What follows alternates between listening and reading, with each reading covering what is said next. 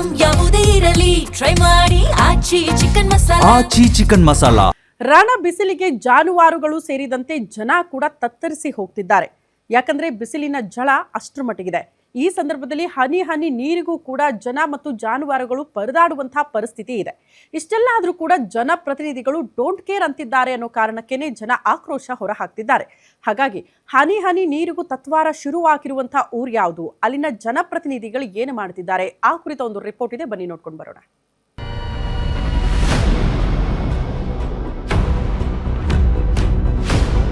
ಕರ್ನಾಟಕದಲ್ಲಿ ತಾಪಮಾನ ದಿನದಿಂದ ದಿನಕ್ಕೆ ದಾಖಲೆ ಮಟ್ಟಕ್ಕೆ ಏರಿಕೆಯಾಗಿದ್ದು, ಉತ್ತರ ಕರ್ನಾಟಕದ ಹಲವು ಜಿಲ್ಲೆಗಳಲ್ಲಿ ಜನ ಉಷ್ಣ ಅಲೆಯಿಂದ ಕಂಗೆಟ್ಟಿದ್ದಾರೆ.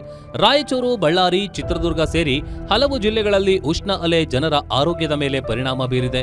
ಈ ನಡುವೆ ಚಿತ್ರದುರ್ಗ ಜಿಲ್ಲೆಯಲ್ಲಿ ಕುಡಿಯುವ ನೀರಿಗಾಗಿ ಜನ ಕಿಲೋಮೀಟರ್ ಗಟ್ಟಲೆ ಅಲೆಯುವಂತಾಗಿದೆ. ತಿಂಗಳಿಂದಲೂ ಇಲ್ಲಿ ನೀರಿನ ತುಂಬಾ ಸಮಸ್ಯೆ ಇದೆ. ಇಲ್ಲಿ 2 ವೈಫಲ್ಯಗಳು ಎದ್ದು ಕಾಣ್ತಾ ಇದ್ದಾವೆ. ಒಂದನೇದು ಪಂಚಾಯತಿದು. ಆ ಪಂಚಾಯತಿಯವರಿಗೆ PDO ಫೋನ್ ಮಾಡಿದರೆ ನಿಮ್ಮೂರಲ್ಲಿ ಮೋಟ್ರ್ ಹಾಕೊಳ್ತಾರೆ, ಆಗ ಹಾಕೊಳ್ತಾರೆ, ಈಗ ಹಾಕೊಳ್ತಾರೆ, ಮೇನಲ್ಲೆಲ್ಲ ಇದನ್ನು ಹೋಲ್ ತೆಗೆದಿದ್ದಾರೆ ಅಂತ ಕಂಪ್ಲೇಂಟ್ ಹೇಳ್ತಾರೆ. ಒಬ್ಬ ಪಂಚಾಯತಿ PDO ಆಗಿ ಅವ್ರಿಗೆ ನೋಟಿಸ್ ಇಶ್ಯೂ ಮಾಡಿ ಅವರಿಗೆ ಕಾನೂನು ಪ್ರಕಾರ ಕ್ರಮ ಕೈಗೊಳ್ಳೋಕ್ಕೂ ಆತನಿಗೆ ಆಗ್ತಾ ಇಲ್ಲ ಅಂದ್ರೆ ಆತ ನಿಜವಾಗ್ಲೂ PDO ಅನ್ನೋದು ನನಗೆ ಡೌಟು.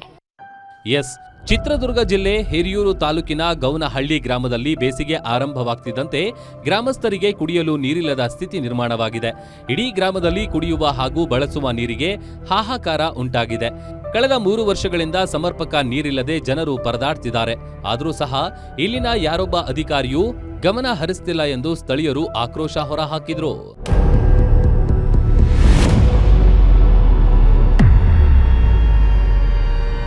ಇನ್ನು ಗ್ರಾಮದಲ್ಲಿ ಕುಡಿಯುವ 1 ಕೊಡ ನೀರಿಗೂ 10 ರೂಪಾಯಿ ನೀಡಿ ಖರೀದಿ ಮಾಡುವ ಪ್ರಸಂಗ ಎದುರಾಗಿದೆ.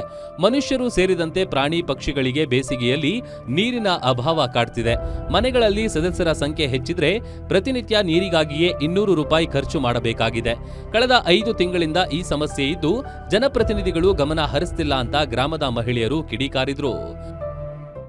ರಾಜಕಾರಣಿಗಳು ಸಹ ಇದು ಕಿವ್ಯಾಕ್ ಹಾಕಿದ್ರು ಹಾಕೊಂಡಿಲ್ಲ ಸರ್. ನಮ್ ಗೌನಹಳ್ಳಿಗೆ ಕುಡಿಯಕಲ್ಲ, ಮಕ್ಕಳಿಗೆ ಸಮೇತ ನೀರಿಲ್ಲ, ಜಾನುವಾರುಗಳಿಲ್ಲ, ಎಲ್ಲ ಸಹ ದೊಡ್ಡ ಮನೆಗಳಾಗ 100-200 ರೂಪಾಯಿ ನೀರ್ ಕೊಟ್ಟು ಕೊಂಡ್ಕೊಂಡು ಜೀವನ ಮಾಡ್ತಾ ಇದ್ದೀವಿ. ಶಾಲೆಗೂ ನೀರಿಲ್ಲ ಸರ್.